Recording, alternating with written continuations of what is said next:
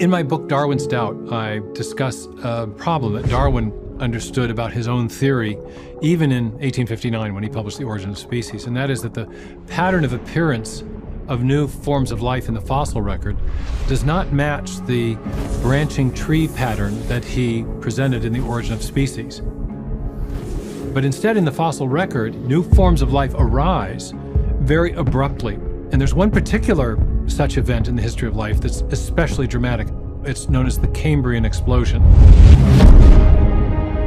Most of the first animals arise during the Cambrian period, and these first animals exemplify very new ways of arranging body parts and tissues called a body plan.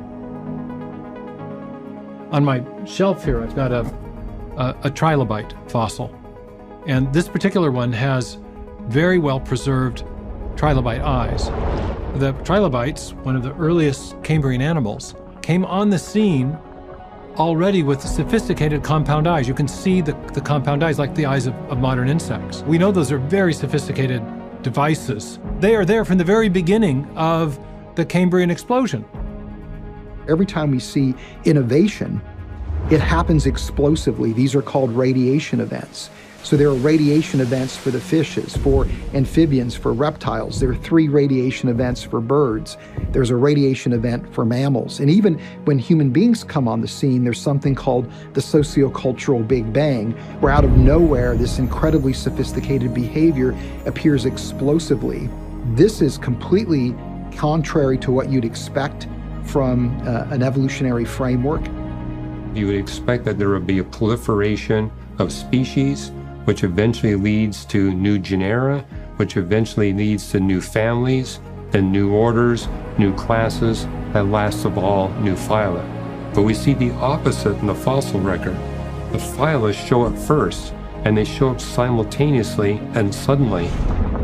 So when we see these big explosions of new biological form, we now know we're also seeing evidence of big explosions of biological information. To build that form, you need information. It's kind of like in the computer world, where if you want to give your computer a new function, you have to give it new code. Where does that information come from? Information always comes from a mind. In other words, in our uniform and repeated experience, we always see a conscious mind as the source of information. If we see a hieroglyphic inscription, a paragraph in a book, the information embedded in a radio signal, software, any place where we have information, especially in a digital or alphabetic form, it always has arisen from conscious activity, from a mind, not an undirected material process. And so the discovery of information at the foundation of life in even the simplest living cells is powerful evidence of a designing intelligence. And interestingly, I make that case using Darwin's own method of scientific reasoning, that we should be looking for causes now in operation in order to posit the best explanation for the phenomenon of interest. The phenomenon of interest is the information in DNA. What cause now in operation produces digital information? Today, there are a number of biologists that are calling for what they call an extended evolutionary synthesis, meaning that evolutionary theory is incomplete, it's inadequate.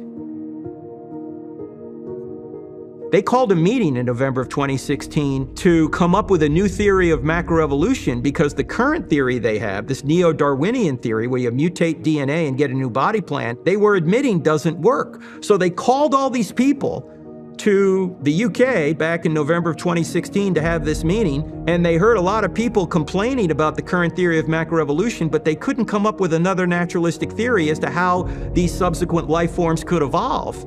Darwinism, neo-Darwinism is dying. The mutation natural selection mechanism, which has been the go-to explanation for the origin of biological form in evolutionary biology, is insufficient to produce the information necessary to build fundamentally new form in the history of life. It provides a good explanation for small-scale variations, but if you want to make a major change, you're not going to get it by mutation and selection.